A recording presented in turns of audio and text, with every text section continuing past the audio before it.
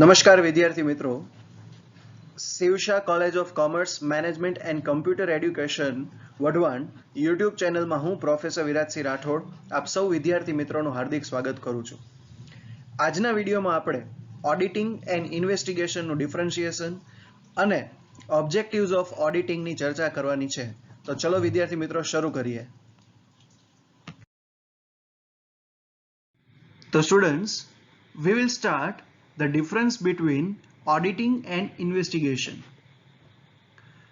The first point is meaning. What is the meaning of auditing and what is the meaning of investigation?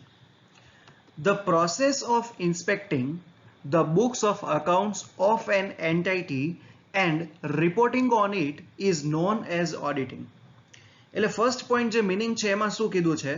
The process of inspecting the books of accounts of an entity.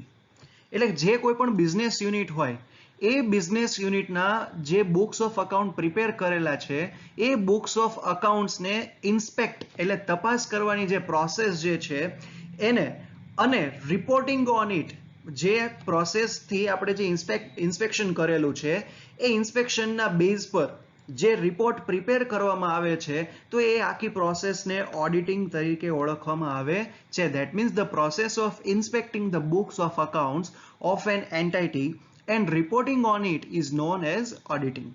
Now, what is the meaning of investigation? An inquiry conducted for establishing a specific fact or truth is known as investigation. એટલે જો ઓડિટિંગમાં આપણે શું કર્યું છે, ઓડિટિંગમાં books of accounts છે એનું આપણે inspection કરેલું છે. હવે આફ્ટર ધ ઇન્સ્પેક્શન એક પ્રોસેસ જે છે એ શેની છે? ઇન્વેસ્ટિગેશન છે. તો an inquiry conducted for establishing a specific fact or truth. એટલે બિઝનેસ એન્ટિટી દ્વારા જે કોઈ પણ બુક્સ ઓફ અકાઉન્ટ્સ પ્રિપેર કરવામાં આવેલા છે એ books of accounts true or fair છે કે નહીં એના માટે એને જાણવા માટે જે ઇન્ક્વાયરી કન્ડક્ટ કરવામાં આવે છે તો એ જે પ્રોસેસ જે છે એને શું કહેવાય છે? ઇન્વેસ્ટિગેશન પ્રોસેસ તરીકે ઓળખવામાં આવે છે. તો સેકન્ડ પોઈન્ટ છે nature. What is the nature of auditing? તો ઓડિટિંગનો નેચર છે જનરલ એક્ઝામિનેશન. ઓડિટિંગ જે છે એ એક પ્રકારે શું છે? બુક્સ ઓફ અકાઉન્ટ્સ જે છે એનું એક જનરલ એક્ઝામિનેશન છે. જ્યારે ઇન્વેસ્ટિગેશન છે તો એનો નેચર છે ડેપ્થ એક્ઝામિનેશન. ઇન્વેસ્ટિગેશનમાં બુક્સ ઓફ અકાઉન્ટ છે એનું ડીપલી એક્ઝામાઇન કરવામાં આવે છે. ઓકે, તો ફરીથી ઓડિટિંગનો નેચર શું છે? જનરલ છે, જ્યારે ઇન્વેસ્ટિગેશનનો નેચર છે ડેપ્થ. પછી એવિડન્સીસ. તો ઓડિટિંગના એવિડન્સીસ શું છે? The evidences are convincing in nature. ઓડિટિંગના એવિડન્સીસ છે એ કન્વિન્સિંગ છે, જ્યારે ઇન્વેસ્ટિગેશનના જે એવિડન્સીસ છે એ ડિસાઇઝિવ છે. Now what is the meaning of convincing and what is the meaning of decisive? Convincing એટલે શું કે જે ઓડિટ રિપોર્ટ જે પ્રિપેર થયેલો છે અને એના જે એવિડન્સીસ છે કન્વિન્સિંગ ધેટ મીન્સ માનવામાં આવે, બિલીવેબલ છે. જ્યારે ઇન્વેસ્ટિગેશન છે, ઇન્વેસ્ટિગેશનના એવિડન્સીસ છે ડિસાઇઝિવ છે. ડિસાઇઝિવ એટલે શું? નિર્ણયાત્મક છે. ઓકે, પછી ઓડિટિંગનો ટાઈમ હોરિઝન શું છે? What is the duration of auditing process? Auditing પ્રોસેસનો ટાઈમ હોરિઝન છે એન્યુઅલી. અને ઇન્વેસ્ટિગેશન છે એનો ટાઈમ ડ્યુરેશન છે as per requirement. Okay, next point છે ઓડિટિંગની પ્રોસેસ છે એ કોણ પરફોર્મ કરે છે? Who perform the process of auditing? તો ઓડિટિંગની પ્રોસેસ જે છે એ ચાર્ટર્ડ અકાઉન્ટન્ટ પરફોર્મ કરે છે, જ્યારે ઇન્વેસ્ટિગેશનની પ્રોસેસ જે છે એ expert in specific field. Okay, જે બિઝનેસ એન્ટિટીનો જે ફિલ્ડ છે, જે બુક્સ ઓફ અકાઉન્ટ્સમાં જે વર્ષોના જે બધા એક્સપિરિયન્સ્ડ ફેકલ્ટીઝ જે છે, એક્સપિરિયન્સ્ડ ઓથોરિટીઝ જે છે એ એક્સપર્ટ્સ ઇન્વેસ્ટિગેશનની પ્રોસેસ કરે છે. નેક્સ્ટ પોઈન્ટ છે રિપોર્ટિંગ. ઓડિટિંગનું રિપોર્ટિંગ જે છે એ જનરલ પર્પઝ માટે થાય છે, જ્યારે ઇન્વેસ્ટિગેશનનું જે રિપોર્ટિંગ જે છે એ કોન્ફિડેન્શિયલ રાખવામાં આવે છે. કોન્ફિડેન્શિયલ ધેટ મીન્સ ગુપ્ત રાખવામાં આવે છે. તો ફરીથી ઓડિટિંગનો જે રિપોર્ટ જે છે, ઓડિટ રિપોર્ટ જે છે એ જનરલ પર્પઝ માટે હોય છે, જ્યારે ઇન્વેસ્ટિગેશનનો જે રિપોર્ટિંગ પ્રોસેસ છે એ કોન્ફિડેન્શિયલ હોય છે. પછી કમ્પલસરી, તો ઓડિટિંગ જે છે એ કમ્પલસરી પ્રોસેસ જે છે, ધેટ મીન્સ યસ, અને ઇન્વેસ્ટિગેશન જે છે એની પ્રોસેસ જે છે એ કમ્પલસરી છે નહીં. એટલે આગળ જ જો તમે જુઓ કે ફોર્થ પોઈન્ટમાં આપણે ટાઈમ હોરિઝન જે જોયું એમાં લખેલું હતું એઝ પર રિક્વાયરમેન્ટ, એટલે એ પોઈન્ટ શું કહેવા માંગે છે, ઇન્વેસ્ટિગેશનની જે પ્રોસેસ છે એ કમ્પલસરી નથી, જ્યારે રિક્વાયરમેન્ટ હોય ત્યારે એ પ્રોસેસ કરવામાં આવે છે. પછી નેક્સ્ટ પોઈન્ટ છે અપોઇન્ટમેન્ટ. ઓડિટર જે છે એની અપોઇન્ટમેન્ટ કોણ લે છે? તો an auditor is appointed by the shareholders of the company. Okay, most IMP point. Auditor જે છે એની અપોઇન્ટમેન્ટ શેરહોલ્ડર્સ જે કંપનીના જે છે એ એને અપોઇન્ટ કરે છે, જ્યારે ઇન્વેસ્ટિગેશનના જે છે the management or shareholders or 1/3 party can appoint investigator. Okay, તો મેનેજમેન્ટમાં જે પેનલ હોય છે એ અથવા તો share holders or 1/3 party can appoint investigator. Okay, 1/3 part જે છે એના જે મેમ્બર્સ જે છે એ મેમ્બર્સનો 1/3, ઓકે, તો 1/3 જે પાર્ટ છે એ ઇન્વેસ્ટિગેટરને અપોઇન્ટ કરે છે. પછી લાસ્ટ પોઈન્ટ છે ડિફરન્સનો scope. What is the scope of auditing? તો ઓડિટિંગનો સ્કોપ છે seek to form an opinion on financial statement. એટલે જે બિઝનેસ એન્ટિટી જે છે એ financial statement or books of account જે પ્રિપેર કરે છે એ બુક્સ ઓફ અકાઉન્ટનું ઓપિનિયન આપવાનો એનો સ્કોપ છે, to form an opinion on financial statement. ઇન્વેસ્ટિગેશનનો સ્કોપ શું છે? seek to answer the questions. જે બધા ક્વેશ્ચન છે ઇન્વેસ્ટિગેશન પ્રોસેસ માટે જે ક્વેશ્ચનર પ્રિપેર કરવામાં આવેલી છે એ ક્વેશ્ચનર પર આન્સર જે છે સીક, એટલે કે સીક ધેટ મીન્સ મેળવવાના છે. ઓકે, તો ફ્રેન્ડ્સ આ હતું difference between auditing and investigation. After the difference between auditing and investigation, we will start objectives of auditing. તો objectives of auditing જે છે એમાં first point છે, the objective of an audit is to express an opinion on financial statements. The auditor has to verify the financial statements and books of accounts to certify the truth and fairness of the financial position and operating results of the business. Therefore, the objectives of audit are categorized as primary or main objectives and secondary objectives. તો first point જે છે એમાં શું કહે છે? The objective of an audit is to express an opinion on financial statements. તો business entity દ્વારા જે financial statements or books of accounts prepare કરવામાં આવેલા છે એ બુક્સ ઓફ અકાઉન્ટ્સનો ઓપિનિયન આપવાનો છે. સેકન્ડ પોઈન્ટ છે, the auditor has to verify the financial statements and books of accounts to certify the truth and fairness of the financial position and operating results of the business. જે second point જે છે એ શું છે?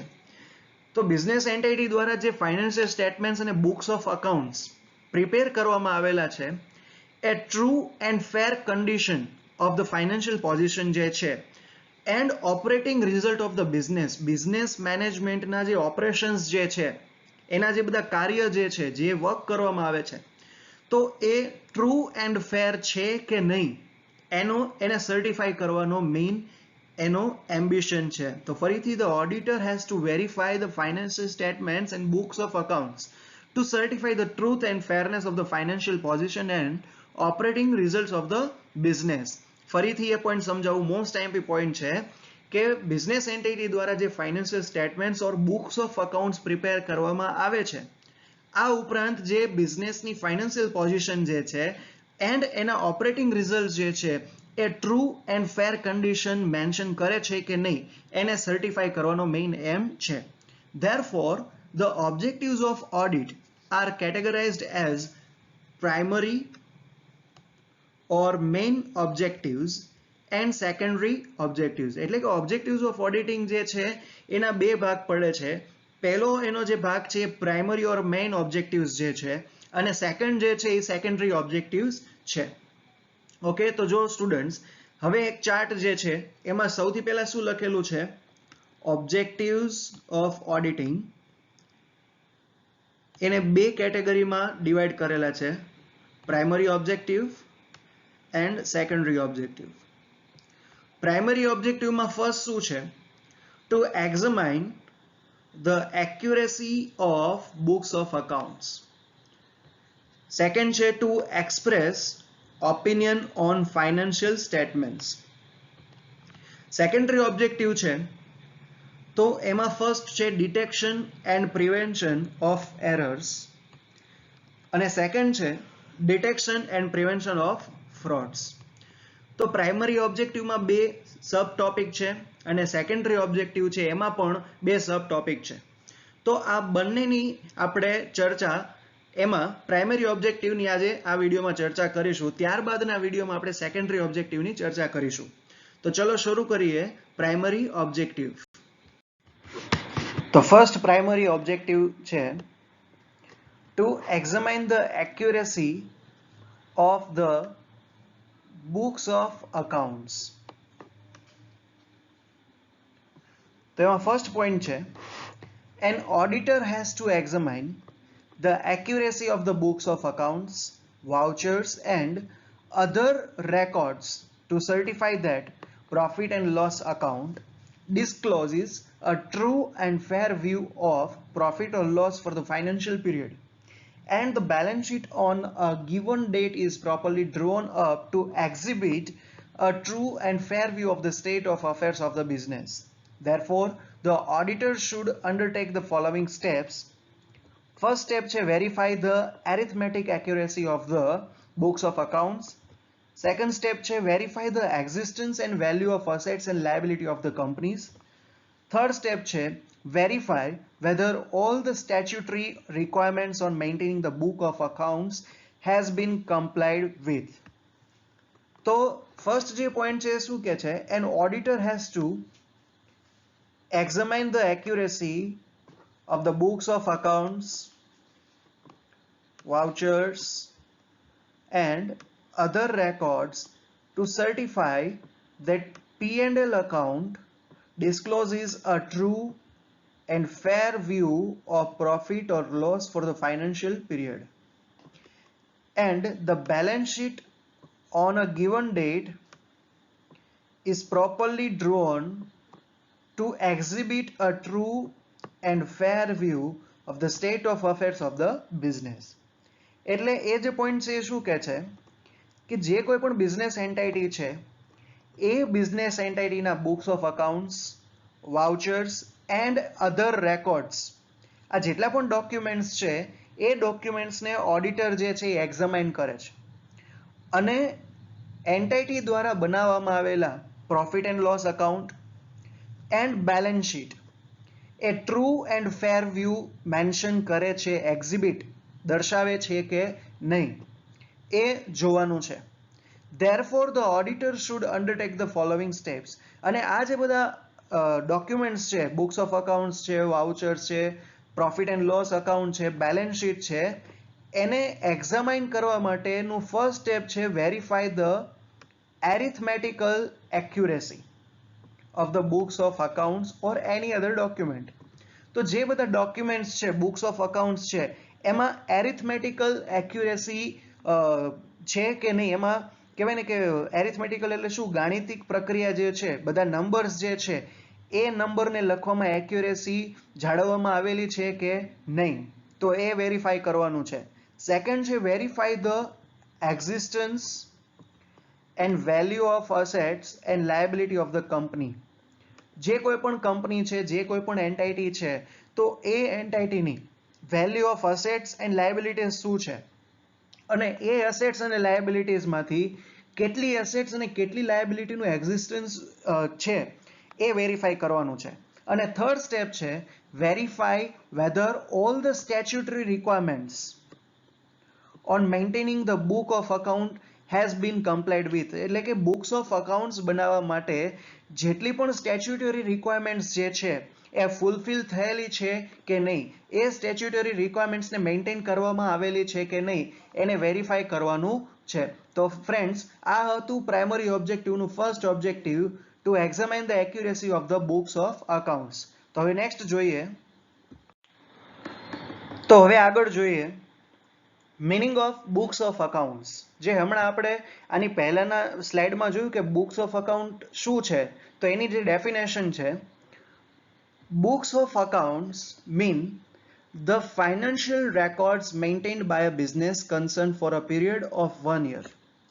The period of 1 year can be either calendar year, that is from 1st January to 31st December, or financial year, that is from 1st April to 31st March.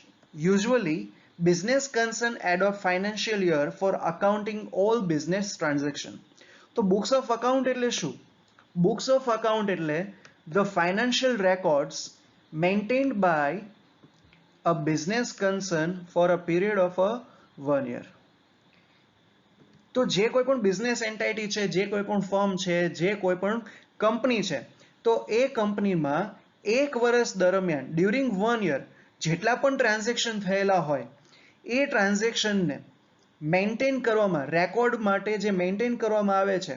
Okay, તો ફરીથી સમજાવું, જે કોઈ પણ બિઝનેસ એન્ટિટી છે, firm છે, company છે, એમાં એક વર્ષ દરમિયાન જેટલા પણ ફાઇનાન્શિયલ ટ્રાન્ઝેક્શન થાય છે એ ફાઇનાન્શિયલ ટ્રાન્ઝેક્શનને રેકોર્ડ કરવાની જે પ્રોસેસ જે છે એને બુક્સ ઓફ અકાઉન્ટ્સ તરીકે ઓળખવામાં આવે છે. પછી ધ પીરિયડ ઓફ 1 year, જે એક વર્ષનો જે સમયગાળો છે એ બે રીતે હોઈ શકે છે, કાં તો કેલેન્ડર યર હોય અથવા તો ફાઇનાન્શિયલ યર હોય. કેલેન્ડર યર જે છે એનો ડ્યુરેશન શું છે? 1st January to 31st December. અને ફાઇનાન્શિયલ યર છે તો એનો જે ડ્યુરેશન છે 1st April to 31st March છે. Usually, business concern adopt financial year for accounting all business transaction. એટલે જે કોઈ પણ બિઝનેસ એન્ટિટી છે એ બિઝનેસ એન્ટિટી ફાઇનાન્શિયલ ટ્રાન્ઝેક્શનને મેન્શન કરવા માટે, ફાઇનાન્શિયલ ટ્રાન્ઝેક્શનને રેકોર્ડ કરવા માટે ફાઇનાન્શિયલ યરને એનો ઉપયોગ કરે છે. પછી સેકન્ડ જે છે, books of accounts include the following. Books of accounts છે એમાં કોનો સમાવેશ થાય છે? તો ledgers, subsidiary books, cash and other account books, either in the written form or through printouts through electronic storage devices. તો આ બધા જે પાર્ટ્સ રહ્યા એનો બુક્સ ઓફ અકાઉન્ટમાં સમાવેશ થાય છે. તો હવે નેક્સ્ટ જોઈએ. તો ફ્રેન્ડ્સ, હવે સ્ટાર્ટ કરીએ second objective, to express opinion on financial statements. After verifying the accuracy of the books of accounts, the auditor should express his expert opinion on the truthness and fairness of the financial statements. Finally, the auditor should certify that the profit and loss account and balance sheet represent a true and fair view of the state of affairs of the company for a particular time period. Meaning of financial statement. Financial statement means the statements prepared at the end of the year taking into account the business activities that took place for a year. For example, transaction that takes place in a business concern from 1st April to 31st March. તો હવે આ જે point છે એમાં second objective શું કહે છે? After verifying the accuracy of the books of accounts and any other document which are prepared by the business entity, એટલે business entity દ્વારા જેટલા પણ books of accounts જે છે, financial statements જે છે, કે પછી કોઈ ડોક્યુમેન્ટ્સ જે પ્રિપેર કરવામાં આવેલા છે, તો એની એક્યુરેસી વેરીફાઈ કર્યા બાદ ઓડિટર જે છે એ શું કરશે? should express his expert opinion. After verifying the accuracy of the books of account, auditor will release his opinion on the truthness and fairness of the financial statements. એટલે business એન્ટિટીના જે financial statement જે છે એ financial statement true and fair condition mention કરે છે કે નહીં એનો એક્સપર્ટ ઓપિનિયન જે છે એ auditor after verifying the accuracy of the books of account એનો રિલીઝ કરશે. Finally, the auditor should certify that the profit and loss account and balance sheet represent a true and fair view of the state of affairs of the company for a particular period. એટલે business entity એના જે particular period દરમિયાન જે financial statements prepare કરેલા છે એ financial સ્ટેટમેન્ટને verify કરીને auditor જે છે એ પ્રોફિટ એન્ડ લોસ અકાઉન્ટ અને બેલેન્સ શીટ એ true and fair condition represent કરે છે એવો એનો ઓપિનિયન આવશે. તો ફ્રેન્ડ્સ, આ હતું expert opinion on financial statement. Next point છે meaning of financial statement. Financial statement એટલે શું?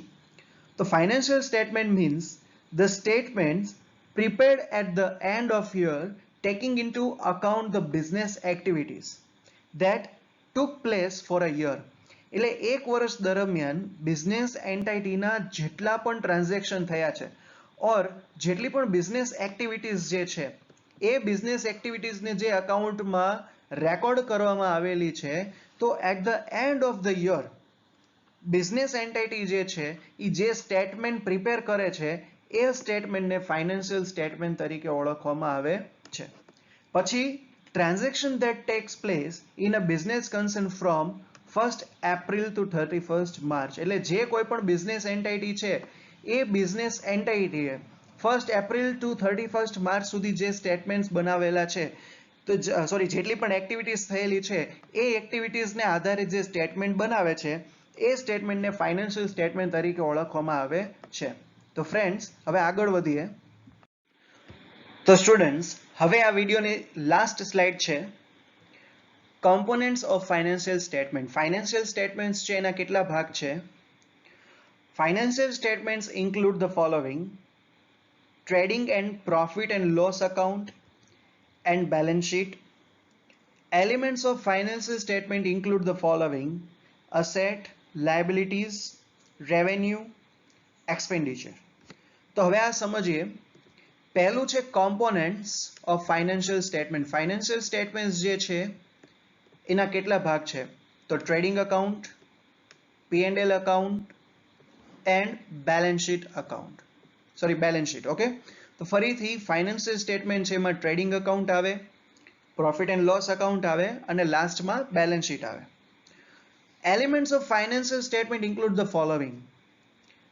ફાઇનાન્શિયલ સ્ટેટમેન્ટ્સ જે છે એના એલિમેન્ટ્સમાં સૌથી પહેલા છે અસેટ્સ, સેકન્ડ છે લાયબિલિટીઝ, રેવન્યુ અને એક્સપેન્ડિચર. અસેટ્સ જે છે એમાં કોનો સમાવેશ થાય? Cache and bank balance, value of closing stock, debtors, bills receivable, investment, fixed asset, prepaid expense and accrued income. Liabilities જે છે તો liabilityમાં capital, P&L balance, creditors, bills payable, outstanding expenses and income received in advance આ include થાય છે. પછી revenue, તો રેવન્યુમાં sales, collection from debtors, rent received, dividend, interest received and other income. તો રેવન્યુમાં બધી આવક જે છે, જે ઇન્કમ જે છે એ મેન્શન થાય છે. જ્યારે એક્સપેન્ડિચરમાં purchases, payment to creditors, manufacturing and trade expense, office expense, selling and distribution expense, interest and dividend paid. આ બધા જે એલિમેન્ટ્સ જે છે એ તમે 12th સ્ટાન્ડર્ડમાં જોયા હશે. ઓકે, એટલે એનું જ આ રિવિઝન હતું કે એસેટ્સમાં કોણ આવે, લાયબિલિટીઝ, રેવન્યુ અને એક્સપેન્ડિચરમાં કોનો સમાવેશ થાય છે એ આપણે અહીંયા જોયું. તો સ્ટુડન્ટ્સ, જો આપને આ વિડીયો ગમ્યો હોય તો વિડીયોને લાઈક કરવાનું ભૂલતા નહીં અને જે કોઈ પણ ડાઉટ હોય તો એ તમે વોટ્સએપમાં પર્સનલ મેસેજ કરીને પૂછી શકો છો. ઓકે, અને આપણી કોલેજની ચેનલને સબસ્ક્રાઇબ કરવાનું ભૂલતા નહીં. Thank you so much students.